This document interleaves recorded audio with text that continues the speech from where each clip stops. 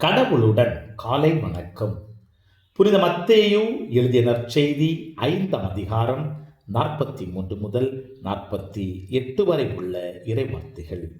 அக்காலத்தில் இயேசு தம் சீடரை நோக்கி கூறியது: உனக்கு அடுத்திருப்பவரிடம் அன்பு கூர்வாயாக, பகைவரிடம் வெறுப்பு கொள்வாயாக என கூறப்பட்டிருப்பதை கேள்விப்பட்டிருக்கிறீர்கள். ஆனால் நான் உங்களுக்கு சொல்லுகிறேன், உங்கள் பகைவரிடமும் அன்பு கூறுங்கள். உங்களை துன்புறுத்தோருக்காக இறைவனிடம் வேண்டுங்கள். இப்படி செய்தால் நீங்கள் உங்கள் விண்ணகத் தந்தையின் மக்கள் ஆவீர்கள்.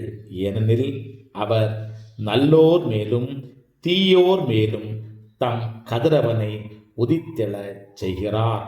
நேர்மையுள்ளோர் மேலும் நேர்மையற்றோர் மேலும் மழை பெய்யச் செய்கிறார். உங்களிடத்தில் அன்பு செலுத்துவோரிடமே நீங்கள் அன்பு செலுத்துவீர்களானால் உங்களுக்கு என்ன கைமாறு கிடைக்கும்? வரி தண்டுவோரும் இவ்வாறு செய்வதில்லையா?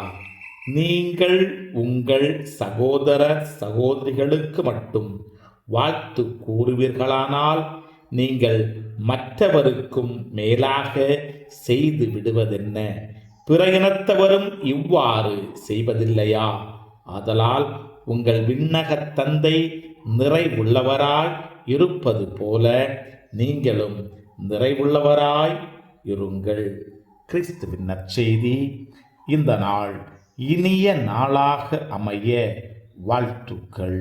பல பல பல புதுமைகள், பெருமைகள், இனிமைகள் இறங்கிய நல்ல நாள், ஒரு நல்ல நாள், நம் தேவன் தந்த நாள். இது நல்ல நாள், ஒரு நல்ல நாள், நம் தேவன் தந்த